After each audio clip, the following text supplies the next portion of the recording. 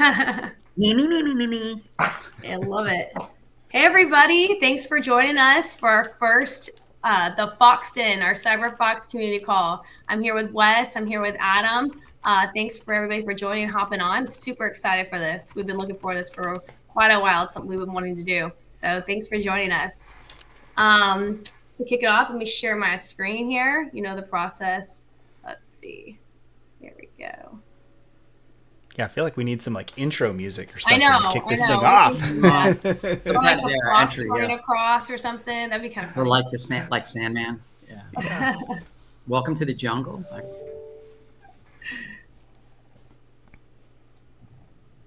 All right. Mike said he can sing. Of course, I shared and then it stopped No, sharing. Scott, you don't want me to sing. When I sing, birds die. It's horrible. It's horrible. We have to test that theory sometime. It's bad. Maybe I could say it for anybody going.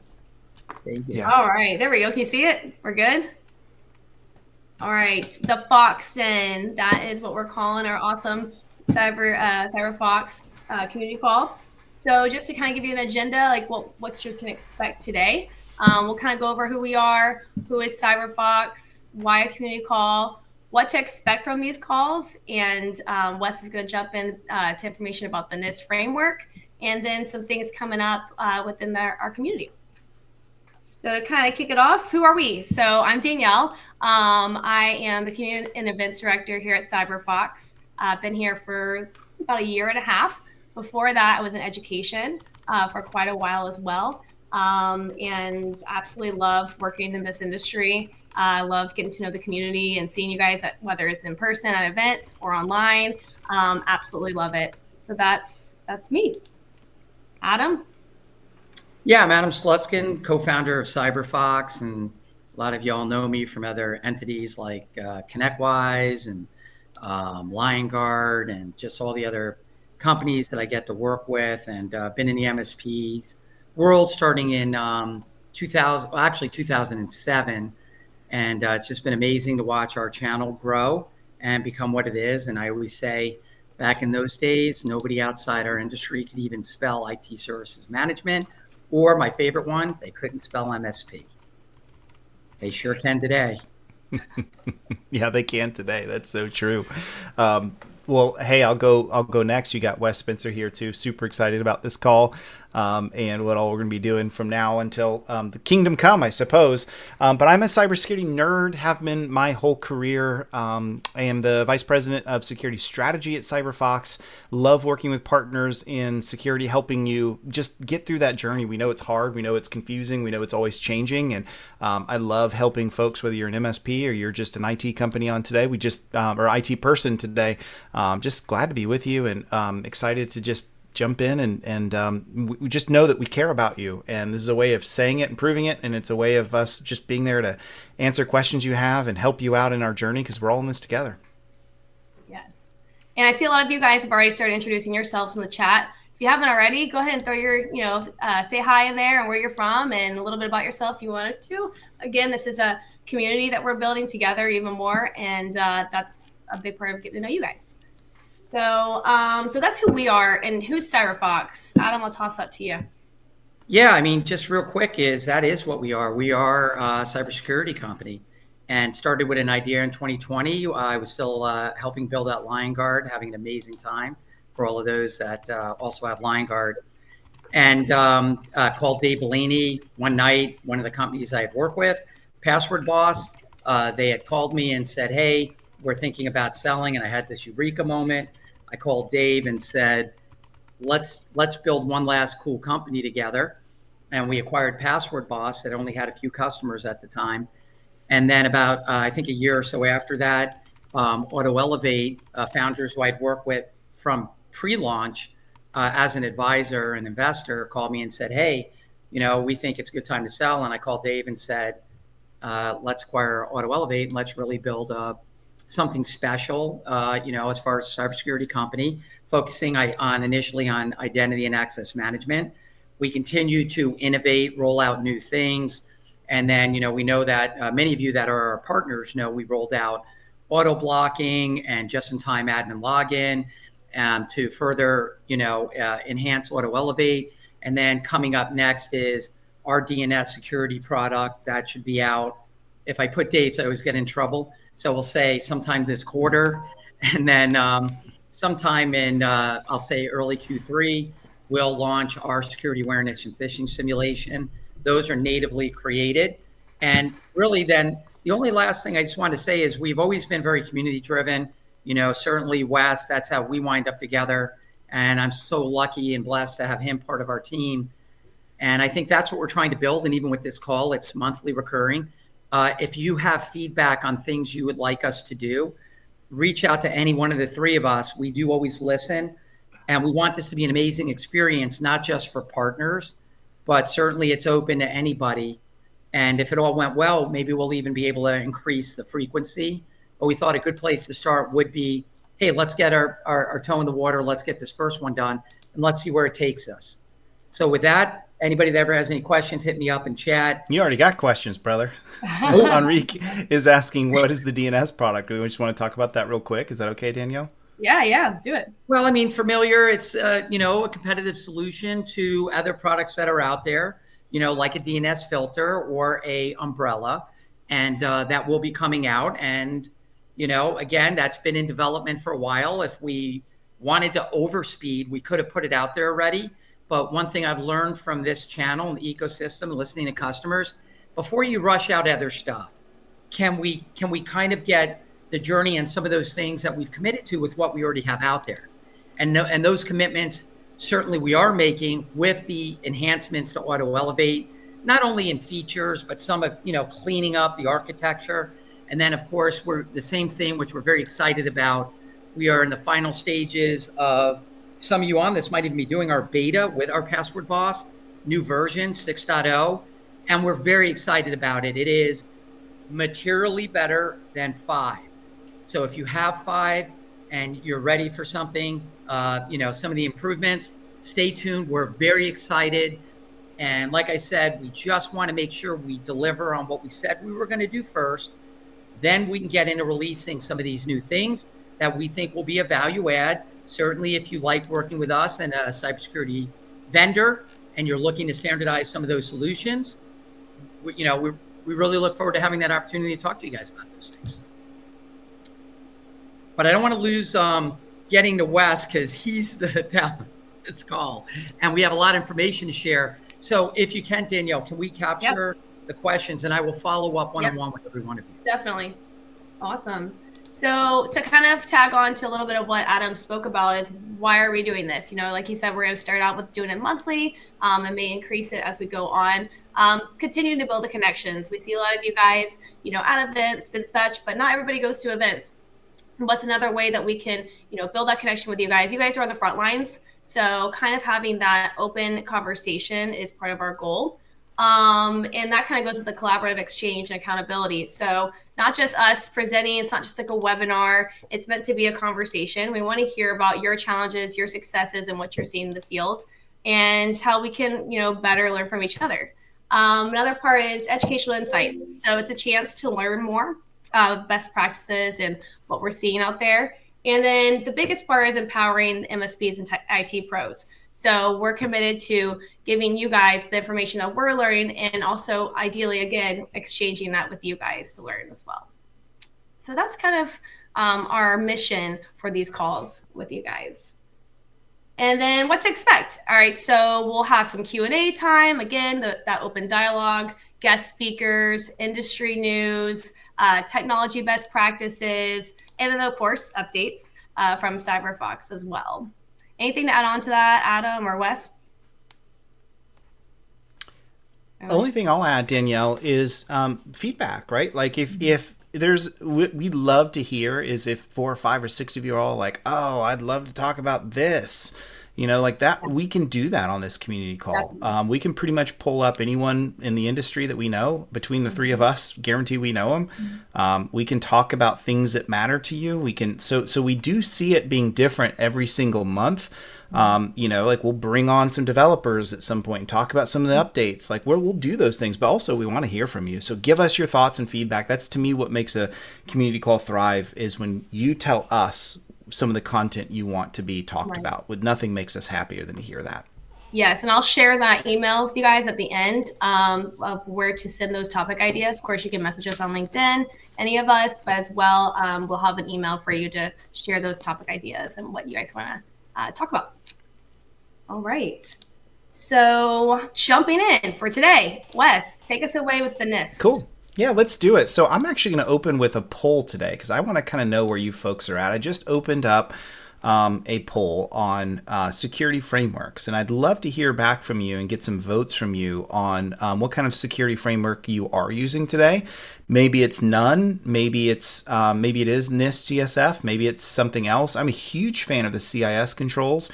But I love what NIST is doing, and as Danielle and I were kind of thinking through and game planning on like what do we want to talk about on the inaugural call, I told her, to me the new update is out and I've read through it and I really like a lot of the changes that have come into it, and so we just wanted to make sure you're aware of it, whether you're using it or not. I think just knowing about it, knowing about the updates, knowing what changes have come in is really, really helpful, and you can use this to update your decision makers, whether that's a board if you're an internal IT person, whether it's your clients if you're an MSP.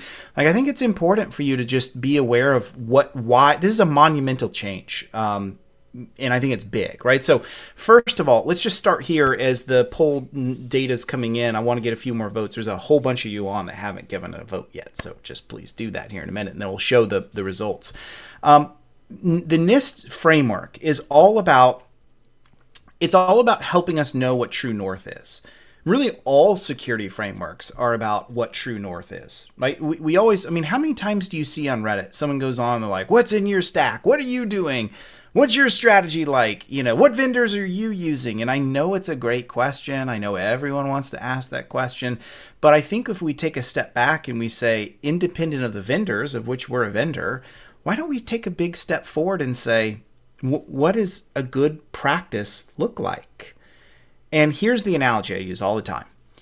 If I'm a home builder and I come to Danielle who wants to build a house and I say, Danielle, you just tell me where you want to put the house and I'll bring a bulldozer out and I'll start building a little here and building a little there and put a room over here and paint it this way. She'll never even let me in the door for a conversation because that's not how builders work. Builders come in and they do a lot of planning, and builders come together with someone and they say, Danielle, here's the blueprints. This is what it's going to look like. What do you think? Does this make sense? Then we follow the blueprints once they've been assigned. And that's what security frameworks are, is they're blueprints to good security, blueprints to good design, right? So now I'm going to show, since we've had a bunch of votes come in, let's take a peek here. And this doesn't surprise me. Reveal result is already here. So you can actually see it. That's good. So it looks like almost half of you are using CIS controls, and that's awesome.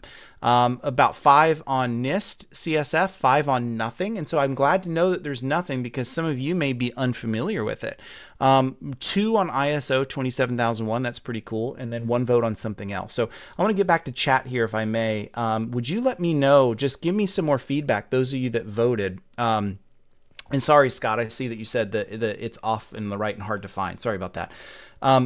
Give me some feedback on your like thinking, like, why do you love CIS? Why is it NIST? Why? Just give me some comments. I'd love to hear back from you on what you're using and why. Because I kind of look at this agnostically. I'm a big believer of let's use the right tool for the right job and the right purpose. And so one of the reasons I know so many of us love the CIS controls is they're super prescriptive, right? They're like, do this, do this, do this. And I will tell you, and as I'm about to show this to you, the NIST CSF has actually taken a page out of CIS's book. They're actually doing some of these implementation examples, and I'll show you some examples of that here in a second. So, say all that, traditionally, the cybersecurity framework has traditionally had 5 controls. And we start with identify, then we move to protect, then we move to detect, respond, and recover, right? So if you look at a tool like CyberFOX, just as an example, where do we fit in? Well, we fit in specifically in think about what we're doing, privilege access management. So we're really kind of looking at pulling away the privileges that exist on the local machine, getting rid of local admin. That's a big part of the protect function. Now, you could make an argument that we do some things around detect as well, because we can help you discover some things. You could make an argument that we work around identify. So we can give you lists of users and where those are and your administrative capabilities. Same with password management. We're working in protecting our users, protecting the passwords that they have. So the point of this is that traditionally the NIST cybersecurity framework has been looking at those 5 controls and helping you build maturity in all of them. But one of the things, Danielle, if you'll hit the next slide, one of the things that's now been introduced is this new governance function. And do you notice how they didn't almost add another wheel? It's like spoke to the wheel. They added it kind of goes into the circle. Like the way they're trying to show this is that governance exists through all of the 5 major functions. So even though they added a 6th function, it's really not a 6th standalone. It's like a 6th that goes into the rest of them, if that makes sense, right? And I think I love this. I'd love to hear back from you folks. And by the way, we can, if anyone wants to talk with us on this, we can even bring you on screen too. So if anyone wants to get bold and brave and join us in the discussion, just let us know. Just say in chat, hey, I'd love to join in this discussion. We can bring you up if you had a question or a comment. But what's good about governance is, you see what I added this? It answers the question, how do we know? How many times do you talk to a decision maker and they say, look, we're happy to do this security framework stuff, but how do I know it's working well? How do I know that it's been implemented correctly? How do we judge its effectiveness? I don't want to just pour money into something and have nothing that comes out of it, right? We want to avoid that. And so the governance function is sort of like NIST coming forward and saying, you know what? We probably made a mistake back in 2013 when we created this thing. We failed to put in some way to measure security. And let me tell you, as a security guy all my life, I can't tell you how many times we struggle when people say back to us things like, well, how do I know if we put this money in that we're going to get an ROI out of it? Right? And so sometimes I can't come to you and say, well, if you spend this money, I guarantee you won't be hacked. That's impossible. That's a lie. What I can say is that we put some maturity and we follow a framework. I can show you the results of this. I can show you how we can measure that we're doing it correctly and that we're not wasting our resources, right? So that's what governance is all about. I don't know if anyone has any questions on that. Let me just kind of take a peek through the comments. Some really great comments coming in here. I love what Terry said. When we were looking at frameworks, CIS seemed to fit the MSP space better at the time. Totally agree. Actually, Terry, I think that's today it's still that way. Scott says a little lower. It's let's pull on this thread a little bit. I'm actually going to show this quote because I want to talk about this. So Scott made a great point. He said, CIS is prescriptive and Phyllis is a frequent participant. Totally. So Phyllis Lee is a good friend of mine. She was the original, she was the director of the CIS controls. Now she's stepped up in the world and she's a little higher up in the food chain there at CIS. She's amazing. She's super smart. And she's very invested in the MSP space, which is so good. So yeah, that's why I like it too. And so my thought is if you're in the CIS controls, don't abandon them. Just look at the CSF as a complementary approach to it. And what you'll notice is some clients are just going to want to see you use the CSF. Some of them just want to know, it's by the federal government, so we like it a little better, whatever. So it's good to just be aware of it and aware of the changes. Robert, let me pull this one out too, because this is a good one. He says that our policy is NIST, but we're using CIS controls in conjunction to be more specific. And that's it right there. So you hear what Robert's saying? He's saying, look, when we start to build this out, our true north, our source of truth is CIS, but sometimes we get into a little bit of, well, how do we do this and this and this? Or how do we fill in those gaps? That's why you can go consult other frameworks. All right. So let's hit the slide, Danielle, and let's talk a little bit more about some of the new things that have come in. And I want to talk about some of this for a minute. So I'm actually, in a minute, Danielle, I'm going to have you unshare and then I'll share because I want to show some things so we get real practical here. But at the start of it, one of the great things about what's coming into the new CSF v2 is I love the organizational profiles. And it's basically a template that you can download. It's going to come in as a spreadsheet. And I'm not going to show that one to you today. But what it lets you do is it lets you say, this is where we're at right now, and this is where we want to be. And that gives us the ability to say, well, here's the gap analysis. The middle is the gap. So how do we get past that gap? What does it take from a resource perspective, a planning perspective? What does it take to get there?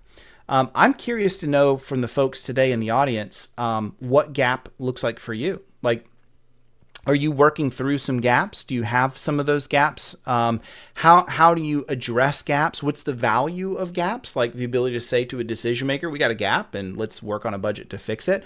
And actually I have a poll on that one too.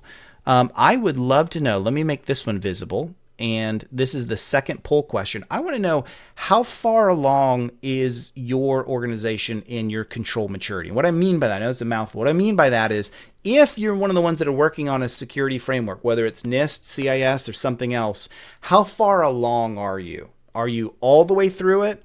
And I know that's a tricky question because CIS in particular has 3 implementation groups. So what I mean by that is, if you say as a company, we're only going to go through the implementation group 1, then my question for you is, how far through are you?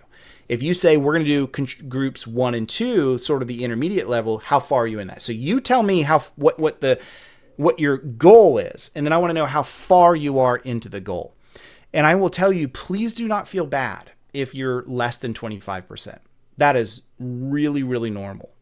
It's the poll marks on the side, guys. Sorry to interrupt. It's the side. Oh, yeah. You know, the little bars. I know there was confusion where it was at earlier. You can find it around. Yep, thank you. Mm-hmm. Yeah, thanks, Danielle. Yep. So yeah, go take a look at that. Yeah, now I see the votes coming in. So yeah, this is what we're seeing, is a lot of folks like, we're not in it at all. We've maybe selected something, but we haven't begun it. That's okay. A few folks are, we're up to 25%, a few folks up to 50%, and in one that's 75%. So that's great. Like that's where most of us are at today. And Adam, I want to pull you off mute for a minute if I can. I just want to get your thoughts on this. So you talk to thousands of MSPs all the time. When we talk about like security maturity and their just journey and getting better at it, what are you seeing as trends from MSPs, boots on the ground? I think boots on the ground is, I know that I just think that the lines are certainly blurring between what traditionally we segregated an MSSP and an MSP, certainly. And I think you and I have spoken about it. And I don't know if it's that kind of the road you're thinking might be good to share. Yep. I just think that it's inevitable. I know when I started first saying it, I definitely took some shots, but I think there's no doubt, right? We're all feeling it, the responsibility that an MSP has to its partners to deliver, those barriers to entry to the bad guys, and that's certainly happening. And I have to tell you, when I get asked by people that want to put more money in our space, I am, like many others, like Wes, a proud advocate for our community. And I say, oh, it's not slowing down. You guys share with us and tell us that more and more, those people don't have the bandwidth, the people, or the know-how to really fully manage all those security requirements. They don't understand the different products. They don't have the bandwidth to evaluate, manage any of it. And so when I say, if anything, the future is in front of us to continue to expand, based on those needs for the MSP to be the outsourced, if anything else, strong security manager. And I just think those lines, from what I'm seeing, are continuing to blur. You are all, in essence, security experts, more than what they retain on that side. Yep. Anything else that you think would be valuable? Or No, you nailed it. Like, we're being pulled into this. It's not an option anymore. It's a requirement, right? And so what does it look like to do security well? And I talk to folks all the time, especially on the MSP side, that say, man, I'm trying to do great security, and then, some ankle biter comes in and swipes, coming in at half the price. And how do I compete with that? Right. And I know that's challenging. Or if you're internal IT today, and you're thinking like, I'm just trying to get a budget aligned for this, and my board is pushing back, being like, well, we've never had to do these things before. Why should we do it now? I get it. Right. And this is where, as the needle moves, as security frameworks become standard place, as the bare minimums and as cyber insurance comes in, all of these external things, it's good for us because it's pushing the floor a little bit higher and making us do the things we may not have needed to do before we do now. And the reason for all of that, Adam, as you know, is threats are hitting everybody. I mean, I was talking to a buddy of mine yesterday, a couple days ago. He's an IT guy at a hospital. He's like, we got hit by ransomware. He's like, and he was telling me all about it. And it messy. It's hitting everybody. I don't care what size you are.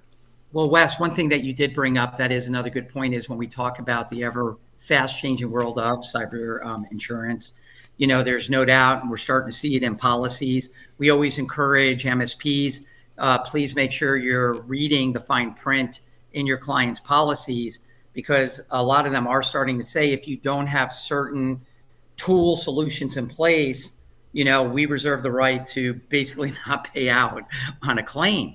And so all of these things are coming together. And if you just think about it, is this really what internal IT has the bandwidth, the know-how to manage, as well as everything else that we just talked about? And I would say the answer is, for a majority of them, the answer is no. Yep. That means you guys. Yep. Good stuff. Okay, so Daniel, if we hit the next slide, what I want to do is I'm going to talk about each of these, and then I'll take over in just a second, and I'm going to show you a bunch of these too. So there's 4 big things that came out in the new version of the cybersecurity framework, on top of the governance thing that they added, that new function. And I want to talk about some of these because they're really, a couple of them are just kind of awesome.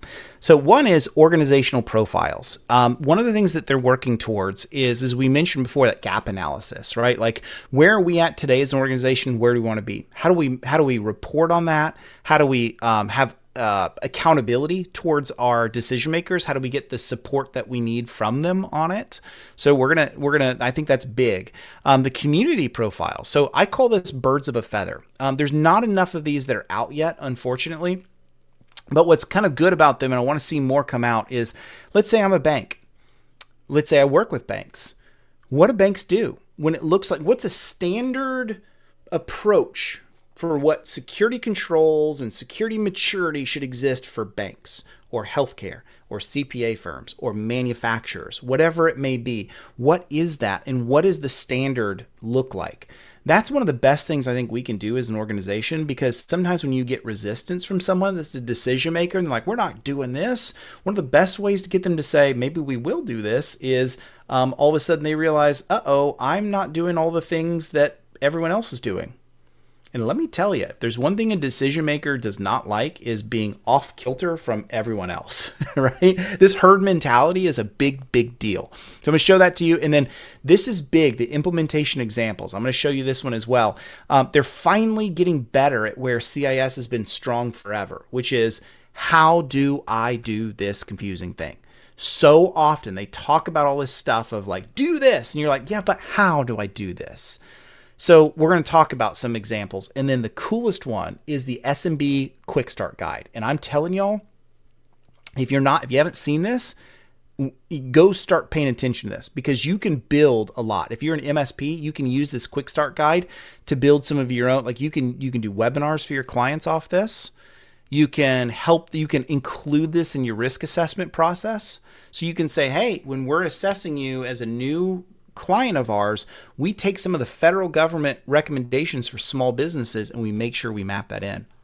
Tell me that's not awesome, right? Just gives you some authority here to say, I know what I'm doing here. All right. So Danielle, if you don't mind, I'm going to take over the screen share and I'm going to show you some of these suckers here. Let me hit share screen and bring this up. So please don't be intimidated by NIST. I know they have a lot of stuff, and it can drown you. I know that. So I'm going to show you a couple things. So this one here is NIST 2.0 Quick Start Guides. If you haven't seen these, you can literally just Google for this. But they recognize people got overwhelmed by all of these big Excel documents, and it seems confusing and hard to do. So I would start here, and what you can do is, if you scroll down, you can download right here just their overview and guide, and this will just come over for you as this semi-pretty kind of document. And I'm not going to go through all of it today, but this is where I would start. If you're brand new to CSF, You've never seen it before. Instead of going looking at all of the controls that they push in the Excel documents, I would just start here. So it kind of talks about what it is. They talk you about some of the tools and the things here. I'm going to unpack some of these for you today. And then they give you, we're gonna look into this SMB guide right here, which is good. And then they give you all the other quick start guides. And I'm just gonna tell y'all, for some of you, for most of you, a lot of these, like this data enterprise risk management one, is probably over most folks' heads. You don't need it. It's for advanced organizations. It's not important. But this is the one I want to zoom in on today. This is the one I think you really want to go put some eyes on. This is practical. It's approachable. It's relatable.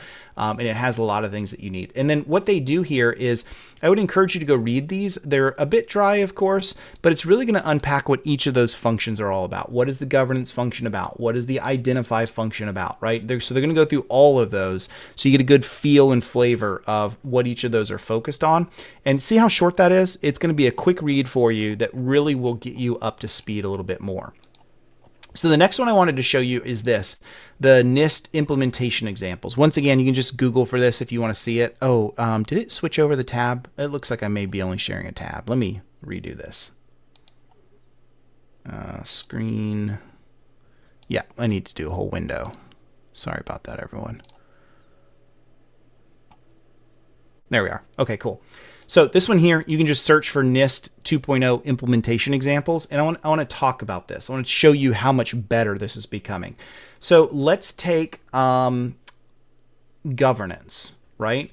So if we look at the overall category for this one, this is the circumstances, the mission, the stakeholder expectations and dependencies, and legal, regulatory, contractual requirements. All those things are understood by senior management. So you see how you can read. Zoom in just a little bit at the top there. Sure. Sorry about that. Eyes personally, so let's see. Yeah, let me just zoom in just a little bit. See if that's a little better. Yeah, it's a lot better. Okay, let me scroll. A lot better. Okay. Let me get over here. Okay. So hopefully that's a little bit better. Thanks, Scott, for letting me know it's too small as well. So you see how you look at this one and they're like, okay, we want to make sure senior management understands risk and all that. You're like, great. I mean, that makes sense at a high level, but how do I bleep and do that? Right? Like, you're just telling me to do something. You're not telling me how to do it. And I think they're waking up to, yeah, we got to be better at that. So if you scroll down, they now break these out. They've always done this. They break these out into subcategories. So this is the overall objective on the left, and then the subcategory is kind of how you do it. But if we look over here on the right, notice here that they actually give us practical examples. Look at this. Share the organization's mission through vision and mission statements to provide a basis for identifying risks. The heavens have opened. I can do that. Everyone on this call can do that. What is our vision and our mission statement? How do we, from a marketing perspective, how do we get the word out?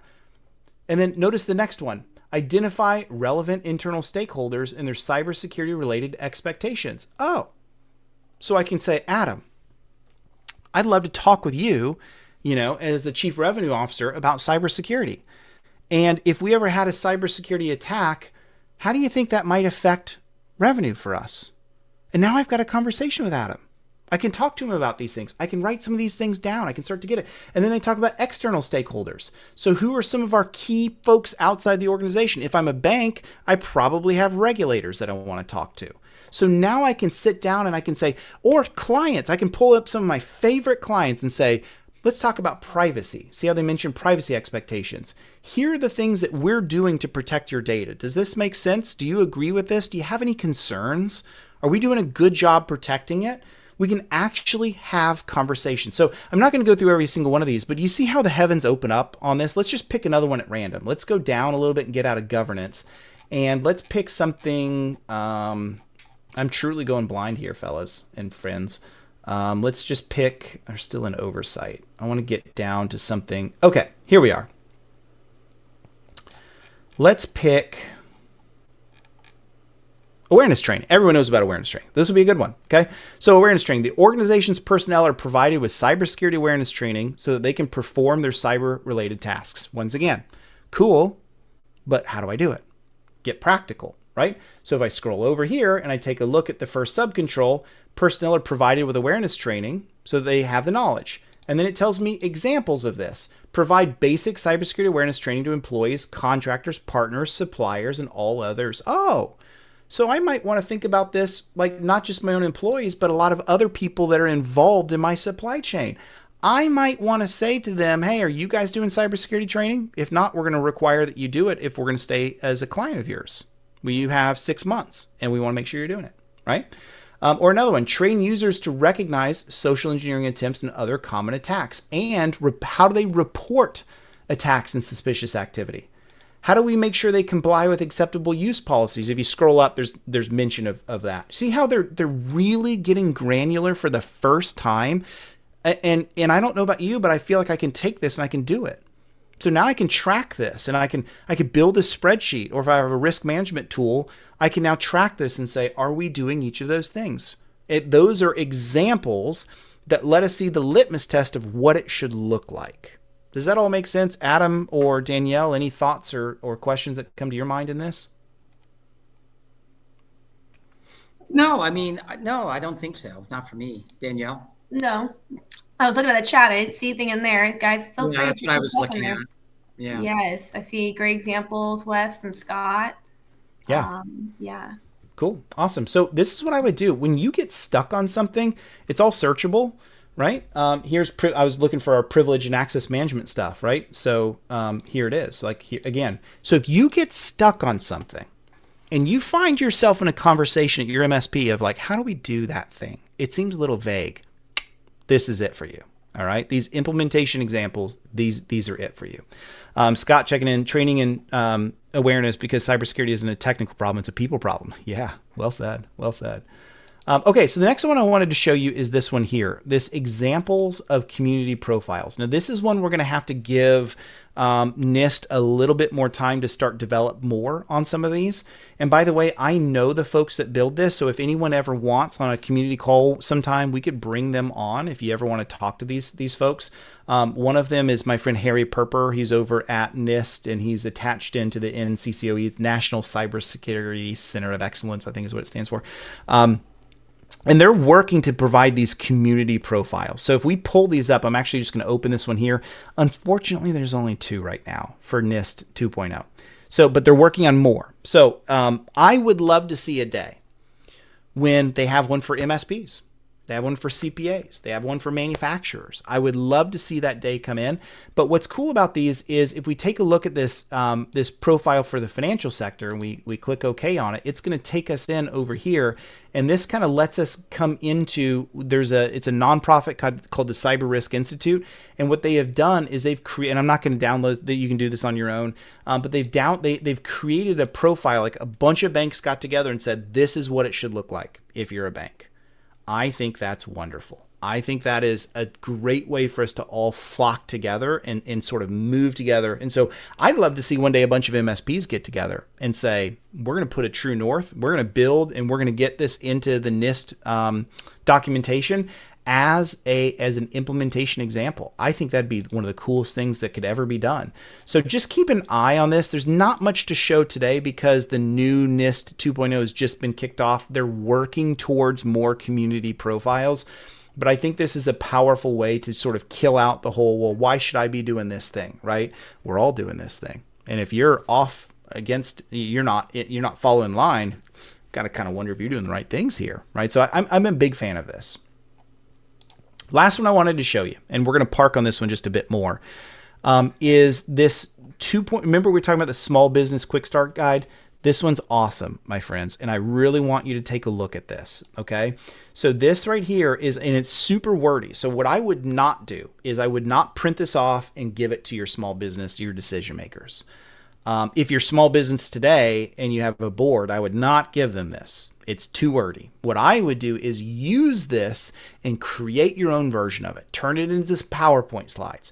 Turn it into some education that you can use. Incorporate some of these things in your risk assessment, okay? Because I'm telling y'all, it's wordy, but they pull out some really good stuff. Let me show you what I mean by that, okay? I'm going to skip by this overview of what the framework is all about because we've talked about that.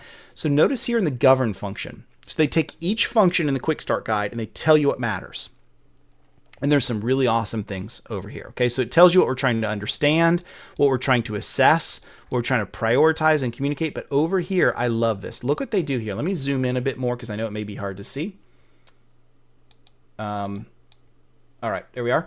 So getting started with cybersecurity governance. You can use these tables to begin thinking about cybersecurity governance strategy.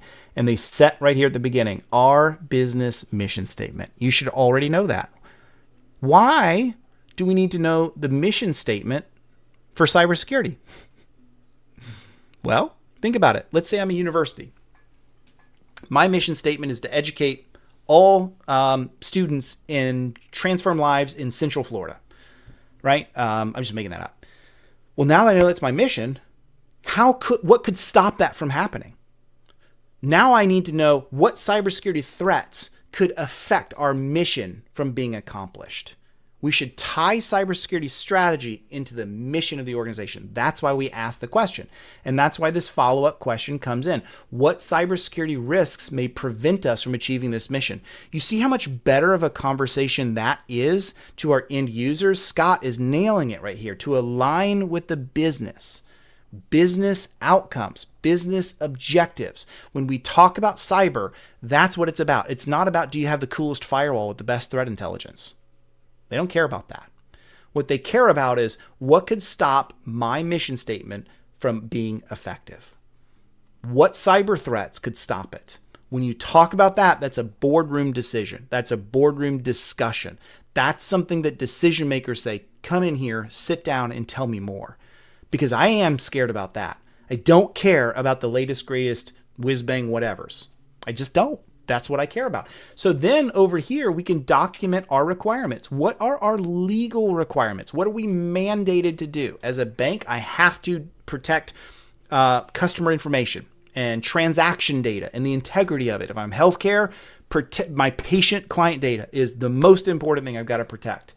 What regulatory requirements do we have? Some of that may be regulatory that I just mentioned. What contractual requirements do we have? So what things are we obliged to do? If I am a manufacturer, I have to meet these requirements. My son and I, Adam, you'll love this.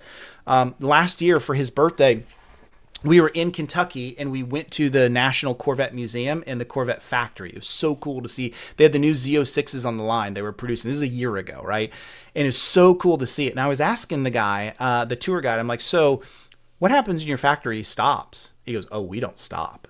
I'm like, come on, man, you got to stop at some point. Something happens. He goes, we've pretty much mandated that they don't stop. And I'm like, well, how have you done that? And he goes, well, we charge our suppliers, I think he said $100,000 like an hour or some obscenely, maybe it was a minute, whatever the number was, I was blown away by. He said, we charge them that much if the outage is caused by them. If it's a supply chain issue, we charge them. And I'm like, and I guess you can get away with it because you're Chevrolet. And if they want to make millions of dollars, they got to you rule the roost, right? He goes, that's exactly it. So he goes, so because of that, they've all done all this warehousing. They keep stuff nearby to the plant. All this stuff. My point is, you have contractual requirements. And what would happen to us as a company if we failed to meet those contractual requirements because of a cyber attack? What would we do about that? How would we recover? How would we handle that? Right? So this is, you see how awesome this is? And they give you some additional resources. So I'm not going to go through every single one of these, but let's pull up Identify just as another example, right? So they tell you what we're trying to accomplish here. And then over here on the right, they pull back a little bit more on how do we get started with Identify. So maybe we want to know what's in our software or hardware. Like what kind of software and hardware we have. This gets into CIS controls 1 and 2. So they just give you a worksheet you can start to build on. It's really nice. And then some questions. What are our critical assets that we're trying to protect? Not just our printers, but what are the critical things that generate money for us? So you see how they do this? You can go through every single one of these under Protect. And I'm not saying this is perfect, but remember, this is an SMB starting guide, right? So here's another one, Protecting. So what are all the big things? Do we have multi-factor enabled on each of these major things? Is that the be all end all? Of course not. but it's a great starting section. It's one of the first things we want to talk about, and then they give some more questions. And this is a CyberFOX one. Adam, you love this. Are we restricting access and privilege only to those who need it? Are we removing it when they don't need it? By the way, that's what Auto Elevate does. So anyway, I just want to share this with you because I'm a huge fan of what has come out from all of that. And I think it's a really effective start for the new 2.0 that whether you decide to use it or not, you should be aware of these things because they're really pretty powerful. And I think they're an effective, helpful way to augment some of what you're doing. So Danielle, I'm going to flip back to you, my friend. I haven't been looking too much at the comments just because I've been pretty busy talking in all this, but anything that came out in your mind that you want to share or talk about, or any questions that we can discuss?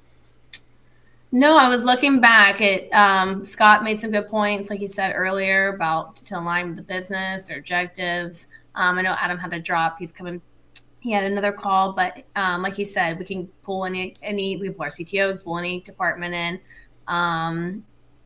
There wasn't too many other questions really coming up.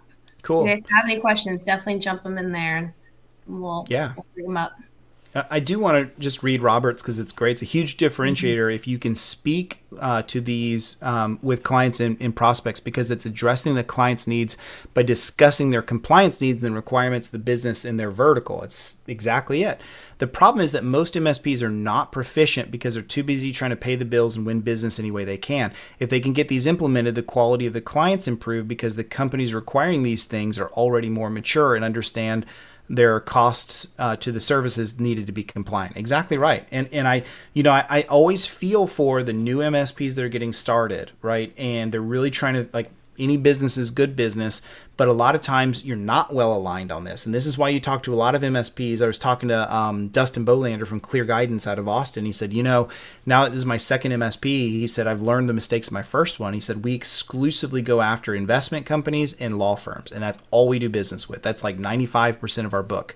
And the reason for that is kind of what Robert said. We know the requirements. We know what they have to have in place. We know how they operate. And so we can talk very specifically to that and say, we focus in this. And I think that's wonderful when you can get your business to that stage. You're dealing with clients that you know well and you know the industry well, and you can map to the requirements and prove them.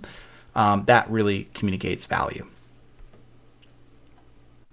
Oh, and Scott mentioned down below that, so you're exactly right. So Scott mentioned the cyber defense matrix. I actually have it right there on my desk. I pull it out all the time. So this to me is like a desk reference. If you all ever want to, here in one of the next few months, go through the cyber defense matrix, just let us know if that's of interest on the community call, and we can do that. We'd be happy to go through this. What Scott's talking about is what's neat about the cyber defense matrix is it gives you the ability to start mapping your controls, and it's going to be a little hard to see, but it gives you this matrix right here, and it lets you start as you're mapping your controls. It lets you start to kind of say, what gaps do we have? Do we have overlap? It really helps you understand what's in your service delivery and what you may be missing. So great point on that, Scott. All right, Danielle, I think that's it for NIST CSF. I did have a couple questions that was there, and I think we've kind of talked about those for poll questions. So we can probably just skip by those since we turned those into polls. Okay. So just kind of coming up where you might see us, Follow the Fox, some different events, some that are virtual, some that are in person. Channel Engage, which is through channel program. You can see all the information on here. MES Spring next week, Connect Global, MSP GeekCon, and then our Women of the Channel Summit, which I'm super excited to also be attending. So you'll see us around. Also, you'll see on LinkedIn where we're going. So make sure to kind of, be sure to come by and say hi. And then those are the ones leading up to our next call, which is on Tuesday, May 21st at 12. We'll send out, we'll be posting the registration link again for you to join us, same time. And in the meantime, if you think of some different topics, I know some of you guys have put some different things in here in the chat, but if there are other things that come up, send us the ideas right there, events@cyberfox.com. Or you can send it to Wes, myself, or Adam on LinkedIn and share those with us because we want to, hear from you guys so we can bring those discussions to this call. So yeah, we're really excited. Thanks for joining us for our first one. And yeah, we'll hope to see you guys again soon and at the next one.